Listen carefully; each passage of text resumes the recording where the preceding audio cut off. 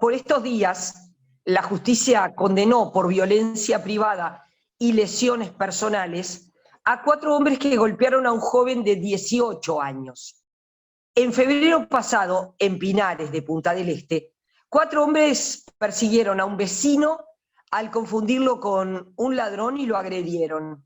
Ahora, tras un proceso abreviado, decidido y celebrado en Fiscalía, las condenas para estos 4 hombres fueron de 12 meses de prisión para uno de ellos, que atropelló al joven con un cuatriciclo, y de 10 meses de prisión para los otros 3. Las penas serán sustituidas por el régimen de libertad a prueba, que implica la realización de trabajos comunitarios 2 veces por semana y el tratamiento psicológico orientado al manejo de la ira. El padre del joven, Pablo Romero, fue quien denunció la situación que terminó con la condena de los responsables. Por eso le damos la bienvenida en la Red 21 a Pablo Romero, padre de la víctima, como les decíamos, docente de filosofía y de informática en secundaria y docente de ética en la Universidad CLAE. Bienvenido a la Red 21, Pablo, ¿cómo estás? Bien, bueno, buenos días, Ana María, y gracias por el interés en el asunto. Ustedes han estado desde el comienzo siguiendo el caso que por suerte tiene en estos momentos una resolución a nivel penal, ¿no? Una condena que desde el comienzo fue un poco también uno de los objetivos, ¿no? A concretar, sobre todo por un cierto discurso que en lo inicial se había instalado sobre cierta impunidad o cierta estar al margen del largo brazo de la ley, como se suele decir, que a veces es corto, y en este caso nosotros hemos quedado, en principio, satisfechos primero con que haya una condena, ¿no? Una resolución penal sobre el caso, ¿no? Eso era importante, sobre todo también para mi hijo, para ayudarlo a dar vuelta a la hoja, ¿no? Que fuera abreviado beneficia esto que tú estás planteando, que tu hijo pudiera dar vuelta a la página. Sí, sí, sí. De hecho, cuando nosotros tuvimos conversaciones en torno a esta posibilidad del abreviado, por supuesto que a quien pusimos en el centro de esa posibilidad fue a mi hijo, ¿no? O sea, si bien yo he estado presente en los espacios públicos, digamos, dialogando sobre este tema, exponiéndolo, mi hijo, por supuesto, que ha sido quien ha tomado todas las decisiones importantes al respecto, ¿no? Y en este caso él realmente sentía la necesidad de dar vuelta a la hoja y también de tener una resolución concreta en un lapso de tiempo que en el caso de haber ido a un juicio público y oral hubiera sido entre año, un año y medio, y aún en ese caso también, que es algo que pusimos en la balanza, no solo la cuestión de que mi hijo no quería volver a pasar, ¿no? Con todo lo que implica una revictimización, de volver a ir a Maldonado, pasar a declaración, cámara Gesell, no tener un cierre a nivel tampoco mental del asunto, porque está siempre ahí como pendiente. También había una cuestión de que las penas máximas que se podían aún alcanzar en un juicio largo eran de 24 meses, y estos sujetos, al ser primarios, también implicaban medidas sustitutivas. Entonces priorizamos en ese caso la perspectiva de mi hijo de poder tener un cierre, y además en la consideración de que había una serie de medidas como la asistencia al psicólogo que le habíamos propuesto de nuestra parte y entraron, digamos, dentro de lo que es el diálogo, el acuerdo de partes referido a los contenidos del abreviado, ¿no? Que son estos, son también presentarse una vez por semana a la seccional, tienen que fijar domicilio, y por supuesto además tienen el antecedente penal judicial que, bueno, les queda para siempre, más allá de que públicamente los antecedentes se limpian después de un tiempo. A nivel judicial se mantienen, y esto me parece que es importante. Esperemos que tengan una reflexión que los lleve a no estar de nuevo en situaciones de este tipo, pero sí, por supuesto que si esa reflexión no la tienen por la vía de los valores, por la vía de los hechos, creo que lo van a pensar más de 2 veces antes de volver a tocarle el hombro a alguien, porque bueno, el antecedente penal por supuesto que les queda a los 4 agresores. Ujú. ¿Para tu hijo es un episodio superado?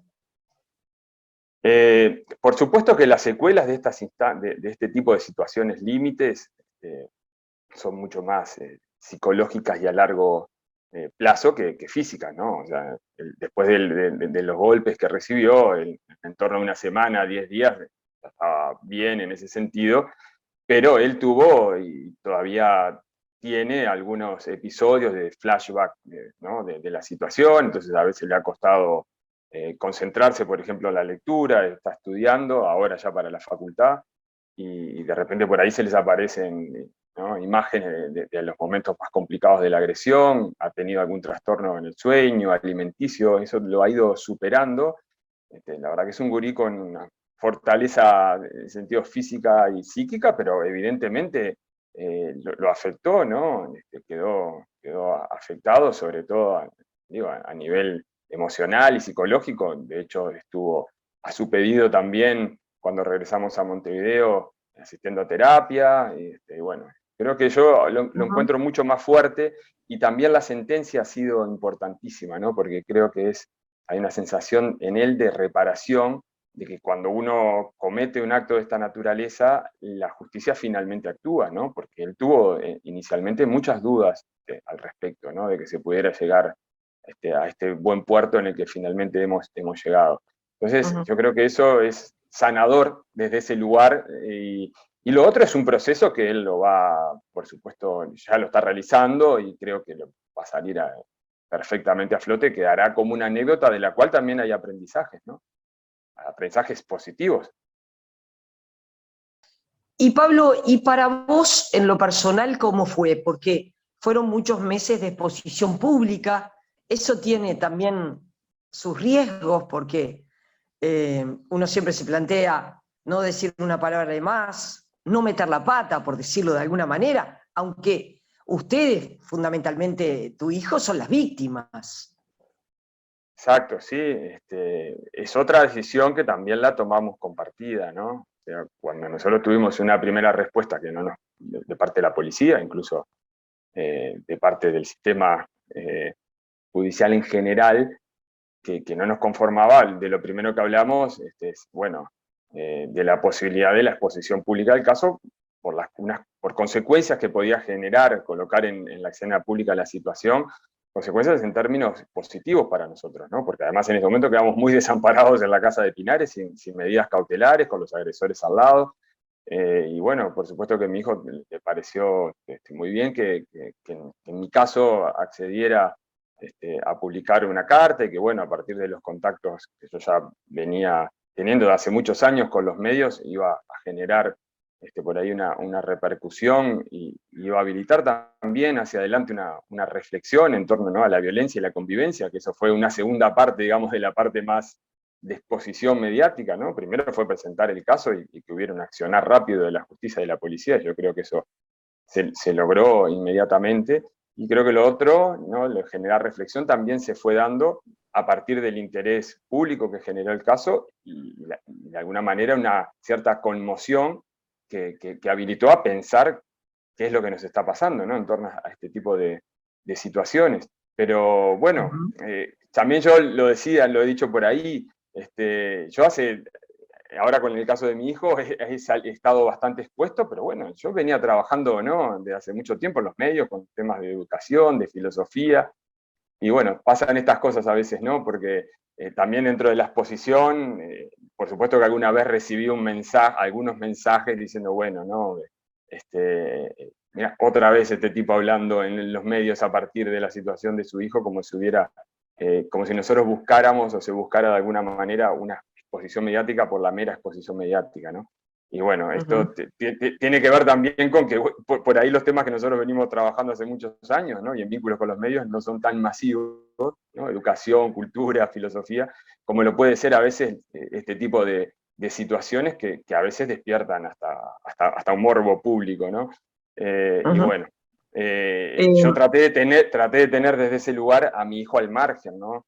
O sea, de exponerse él por su pedido, y porque también creía que era una responsabilidad paterna de ese lugar, de no exponerlo, ¿no? Porque las redes, sobre todo, también son crueles, ¿no? Nosotros tuvimos mucho apoyo, pero también, por supuesto, que hay de todo y se forman trincheras, y además porque el caso también explotó en el medio se dio en el medio de la instancia de la campaña por la LUC, ¿no? O sea, de la votación por la LUC, y hubieron elementos de la situación que llevó a que la discusión también se politizara en ese sentido, ¿no? Entonces, Que se te acusó directamente de querer hacer un uso político claro, de tu hijo exacto. para perjudicar al gobierno. Exacto, o sea, se llegó a ese punto, ¿no? Se llegó a ese punto por representantes nacionales, ¿no? O sea, la senadora Bianchi, por ejemplo, llegó a acusar públicamente de esta situación, incluso en el medio del proceso, cuando todavía no había una decisión, ¿no? Con la responsabilidad que implica un acto de esa naturaleza, bueno, incluso con insultos, agravios y hasta publicación de comunicaciones privadas que habíamos tenido en Twitter, ¿no? O sea, una locura que incluso hubiese implicado hasta una demanda civil de mi parte. Bueno, yo en el medio de intentar solucionar esta situación traté de no sumar un nuevo conflicto, pero se dio esta situación, ¿no? Incluso de haber estado acusado de politizar o de tener un uso político de la situación para favorecer una de las posiciones en torno a la lluvia y atacar al gobierno, ¿no? O sea, entonces era uno de los riesgos, por supuesto, de la exposición pública, pero realmente ha sido mucho más los beneficios, diría hasta en que aceleró en su momento, como te decía hace unos minutos, el proceso policial y judicial, pero sobre todo porque creo que habilitó una reflexión importante también en ese sentido sobre el tema de la seguridad, la convivencia, y bueno, eso me parece que es lo importante, o sea, que ha sido positiva la exposición pública con los riesgos que siempre conlleva, ¿no? Es interesante recordar qué te dijo la policía en su momento, o un policía en su momento cuando tú llegaste con tu hijo a denunciar. ¿Qué fue lo que sucedió? Claro, nosotros llamamos al 911, cuando llega la policía al lugar, y yo le cuento de la situación, y bueno, y al estar pegados las casas, o sea, portones de una casa y de otra están separadas por 3 metros, ¿no? En ese intercambio de solicitud de datos, bueno, dando la versión de los hechos, hubo un intercambio y con los vecinos, ¿no? Y la policía interviene, una de las funcionarias policiales, colocándose del lado de los agresores, ¿no? Y incluso diciendo, no, errar es humano, nos había dicho previamente que, bueno, que la respuesta de estos muchachos tenía que ver también con que se habían generado muchos robos en la zona en los últimos tiempos, entonces entendía hacia accionar. Y después, bueno, la frase célebre, ¿no? Que fue errar es humano, cuando yo estábamos, ¿no? Contando todo lo que había sucedido, la golpiza, el atropellamiento con un cuatriciclo, lo habían querido meter adentro de un auto. Entonces, bueno, para nosotros fue muy fuerte también tener esa respuesta policial inicial, ¿no? Incluso cuando hicimos la denuncia a la seccional, también fue, bueno, el forense puede demorar muchos días, en todo caso, cuando vuelvan a Montevideo les avisaremos. Nosotros teníamos todavía 9, 10 días más para estar en la casa que habíamos alquilado. O sea que tuvimos una respuesta de esa naturaleza y que nos llevó, por supuesto, también a decidir que era importante colocar en el espacio público el tema, porque habíamos quedado totalmente desamparados, incluso con este tipo de respuestas que se colocaban hasta al lado de los agresores, ¿no? Es evidente que si vos no hubieras sido una persona mediática y en relación con los medios, y no hubieras tomado la decisión de hacer una carta pública, uno se pregunta qué hubiera pasado con todo esto cuando ve que hay otras situaciones que suceden iguales o parecidas, donde, donde además muchas veces lo que le sucede a la persona que es víctima es lo peor, como pasó recientemente en Lezica, ¿no? Un joven que es confundido con un delincuente y finalmente termina asesinado. Exacto. Sí, yo lo pensaba, donde estábamos nosotros, a poquito ya empieza lo que se llama Nuevo Maldonado, hay otro contexto muy diferente, probablemente si hubiese sido un chiquilín de esa zona, y quizás hubiera terminado muy diferente. Recordemos también que nosotros se nos ofreció dinero en más de una ocasión para terminar con la situación, quizás también la reacción natural diría que hasta quizás comprensible, aunque yo por supuesto no fui por ahí y creo que no es el camino, pero podría haber sido también una reacción violenta de algún familiar, ¿no? O de un propio padre respecto, ¿no? Una vez que su hijo ha sido agredido, podría haber terminado al revés, hasta la familia del agredido involucrada penalmente. Entonces yo creo que hubiera sido muy también diferente si no se hubiera tenido la posibilidad de la exposición y también de la manera quizás de narrar los hechos, de tener una cierta moderación en la reacción para poder llevar los pasos que correspondían en términos legales y no intentar combatir la violencia con más violencia, ¿no?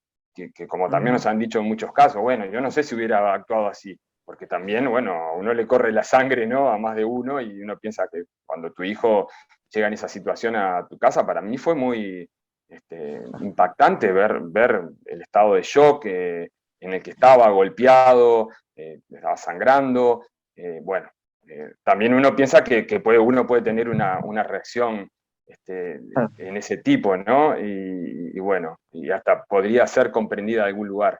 Pero yo creo que era importante, y sucede esto mismo de lo que tuvo unas consecuencias, por supuesto, mucho peores de lo que sucedió en Lesica, ¿no? Que termina con la muerte de este joven.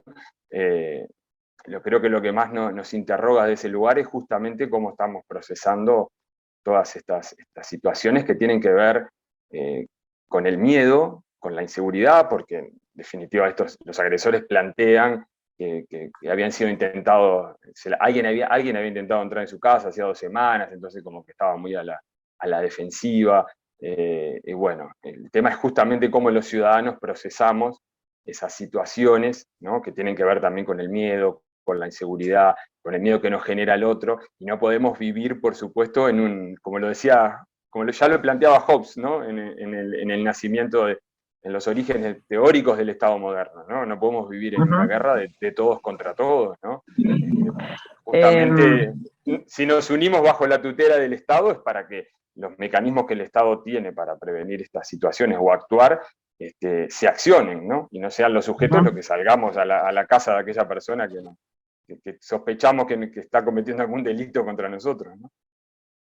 Pablo, recientemente publicaste tu último libro, El sentido de educar, incluso ensayo ganador de un premio otorgado por la Gran Logia de la Masonería del Uruguay al mejor ensayo 2020. Y bueno, y en este contexto, ¿qué importancia tiene la educación y la cultura en la transformación social? Bueno, es fundamental, ¿no? Yo creo que tenemos que trabajar fuertemente en valores, con hincapié en la convivencia desde la educación inicial, ¿no? Por esto mismo que quizás le estaba diciendo hace 2 minutos, que tiene que ver con mantener ese pacto social que nos une, y buena parte de esa cuestión se salda desde los temas educativos y culturales. Por supuesto que también desde políticas públicas, desde campañas que tengan que ver con la convivencia, con incorporar a las familias. No es que simplemente se solucione en la escuela o en el liceo formando, más allá de los contenidos disciplinares, formando en valores a nuestros jóvenes. Yo creo que aporta mucho, pero por supuesto que necesitamos de incorporar muchas otras herramientas y mecanismos que el Estado puede brindarnos para justamente hacernos reflexionar en torno a cómo generar o construir una sociedad fundada en vínculos deseables y sanos, ¿no? Siempre ha existido de que el hombre es hombre, violencia, homicidios, bueno, este tipo de situaciones como la que vivimos nosotros, no es que vayan a desaparecer mágicamente a partir del campo educativo y cultural, pero yo creo que parte de la civilización, de salirnos de la barbarie, ha sido siempre ir progresando en este sentido, ¿no? De la reflexión y de la convivencia, y hemos ido de alguna manera mejorando en ese sentido como sociedad, ¿no? Y tenemos mucho para profundizar en tal sentido, ¿no? El libro incorpora en buena medida la importancia de la educación, la cultura, de las humanidades en esto, ¿no? En la construcción de valores, en la construcción de la calidad democrática. Y bueno, y como el libro, como el título ya lo sugiere, plantea la pregunta del sentido, o sea, del por qué y para qué educar, más que el cómo, ¿no? Más que lo meramente instrumental. Entonces, la pregunta va en qué tipo de sujeto, ¿no? ¿Qué tipo de ciudadano queremos formar? Entonces, bueno, y sobre todo, cómo formamos ciudadanía en el marco de esta sociedad del conocimiento, de la sociedad tecnológica, que por una parte nos brinda herramientas tecnológicas que podrían permitir mejorar la sociedad del conocimiento, ¿no? Que lo permite, pero que también abre las puertas a veces a instancias de deshumanización, ¿no? Entonces yo creo que ahí hay una reflexión importante para darnos, y está vinculado con este tipo de situaciones, porque por supuesto que educar es más que enseñar, ¿no? O sea, enseñar, uno puede enseñar contenidos específicos de una disciplina, en mi caso filosofía, historia, pero bueno, educar, o física, matemática, de lo que fuese, pero educar es algo más amplio, que es también formar ciudadanía, que es una de las tareas fundamentales de la educación, y a eso invita el libro, ¿no? Gracias por la entrevista. Bueno, no, muchas gracias a ustedes como siempre, por la posibilidad de la palabra, ¿no? Para nosotros es importante. Gracias. Gracias.